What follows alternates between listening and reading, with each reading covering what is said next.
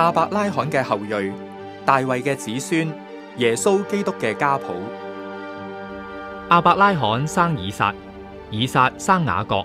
雅各生猶大同佢嘅兄弟，猶大同他瑪生法勒斯同謝拉，法勒斯生希斯倫，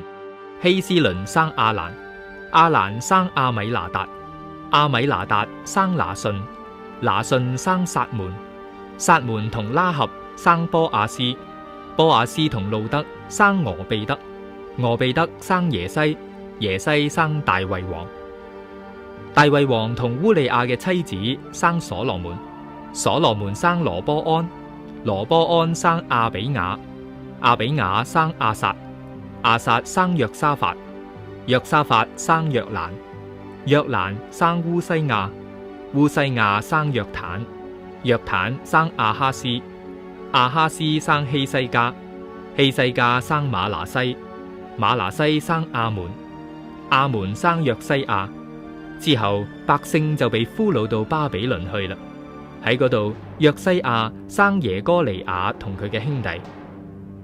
到咗巴比倫以後，耶哥尼雅生撒拉鐵，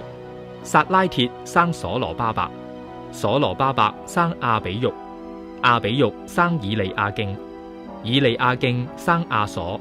亞瑣生撒督，撒督生亞金，亞金生以律，以律生以利亞撒，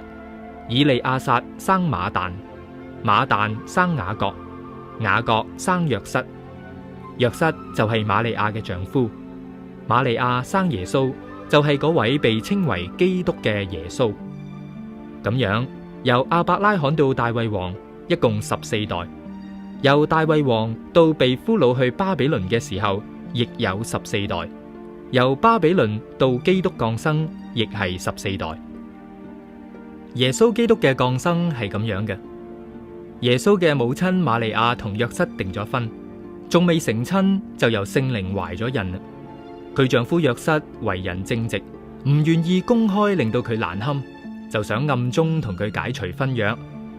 當佢正喺度思想呢件事嘅時候，主嘅使者就喺夢裏邊向佢顯現咁話啦：大衛嘅子孫約瑟，唔好怕，將瑪利亞娶過嚟，因為佢所懷嘅人係由聖靈嚟嘅。佢要生一個仔，你要同佢改名叫耶穌，因為佢要將佢嘅子民從佢哋嘅罪惡裏邊救出嚟。呢件事應驗咗神藉先知所講嘅預言話，將有童女懷孕，佢所生嘅仔，世人要尊稱佢為以馬內利。以馬內利嘅意思係上帝與我哋同在。約瑟醒咗，就遵從主嘅使者所吩咐嘅，將瑪利亞娶過嚟，只係喺細佬哥未出世之前，並冇同佢同房。